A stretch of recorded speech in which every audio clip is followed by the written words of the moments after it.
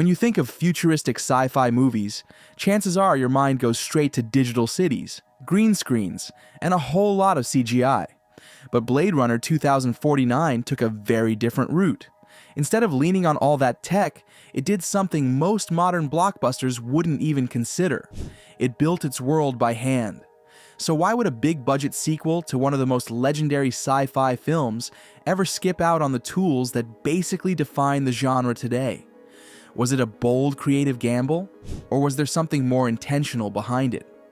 There's a reason the world of 2049 feels more real than most digital dreams, and it all comes down to a filmmaking philosophy that's becoming rarer by the day. But to really get it, you have to look past the neon signs and dust-covered skylines.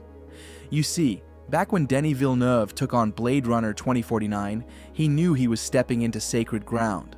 The original Blade Runner, directed by Ridley Scott in 1982, had already carved out its place in sci-fi history, influencing everything from movies to video games to the way people imagine the future. So when Villeneuve got the call to direct the sequel, the pressure was real. He even said it was the biggest artistic challenge of his life. But what made 2049 stand out was how real it felt, like you could actually step into that world. One of the actors even mentioned that they hardly used green screens. Instead, the crew went all in, building massive sets, lighting them with moody neon, and layering everything in dust and atmosphere. It wasn't just for show.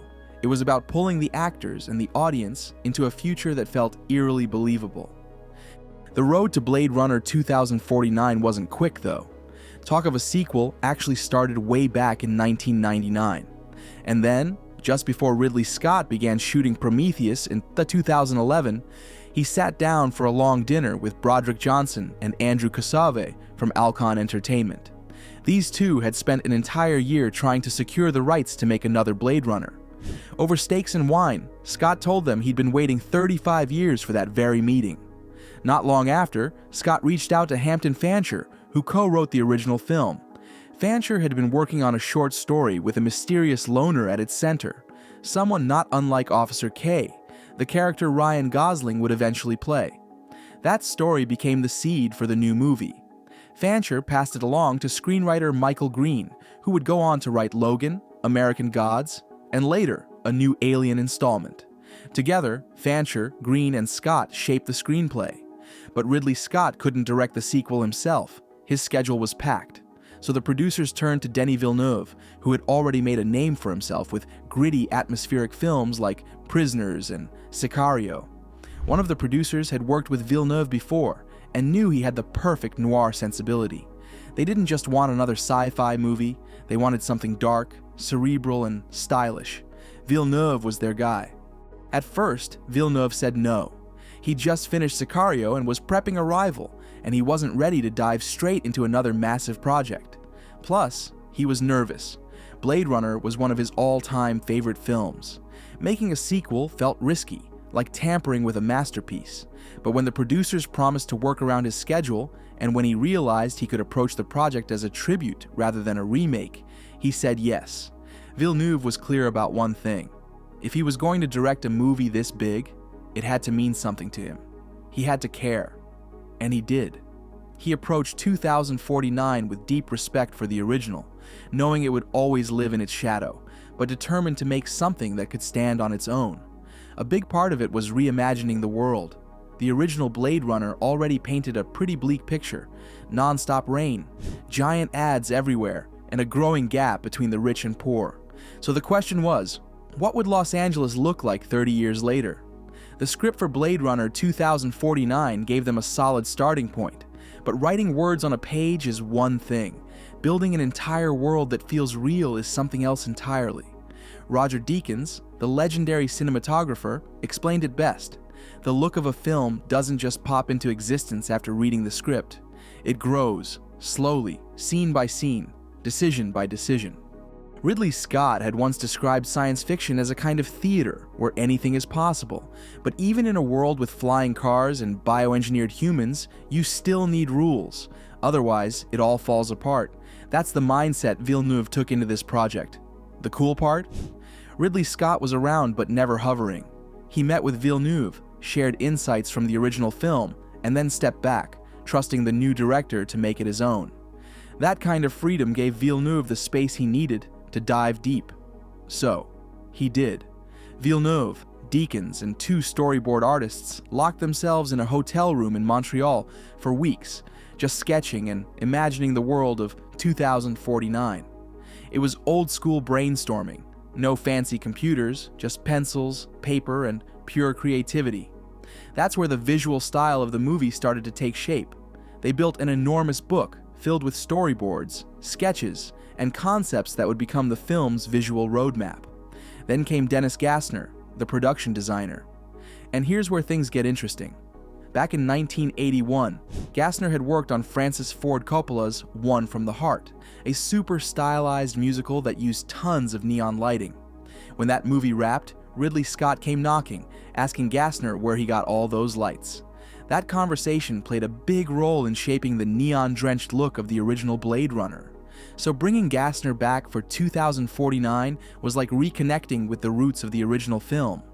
Before designing a single set, Gassner asked Villeneuve for one word to guide the look of the entire movie. Villeneuve chose brutality, and with that, Gassner built what he called a visual wall, a giant collection of images and textures that reflected the film's emotional tone. They didn't just want to copy the look of the first Blade Runner, they wanted to evolve it, use what worked, honor it, but take it somewhere new. Most fans have probably found themselves, at some point, wondering what lies beyond the familiar neon-soaked streets of the original Blade Runner.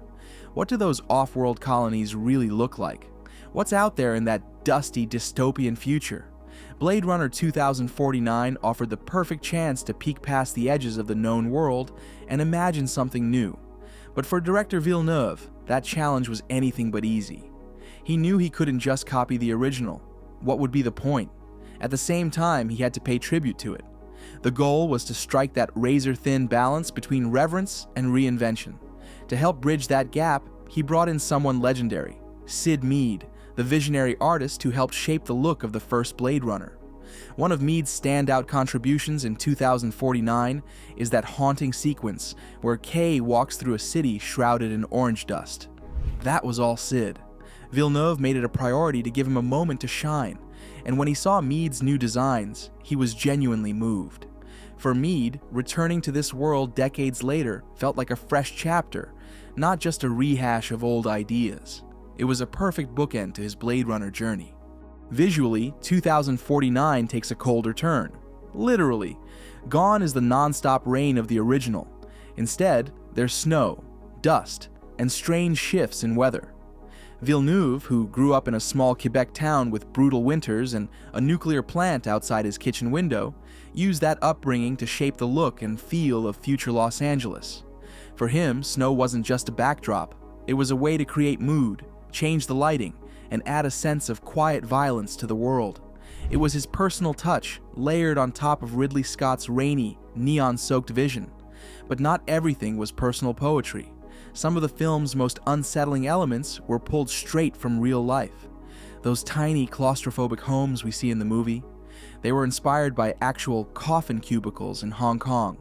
The massive seawall around Los Angeles, that's based on real conversations happening right now about protecting coastal cities from climate disaster.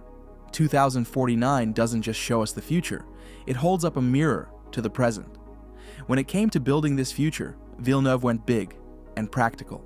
The movie was shot at Korda Studios in Budapest, home to one of the largest sound stages in the world.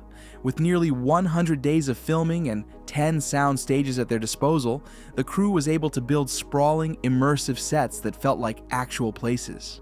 Old power plants, the historic stock exchange building, and miles of built environments made it all feel grounded and tactile.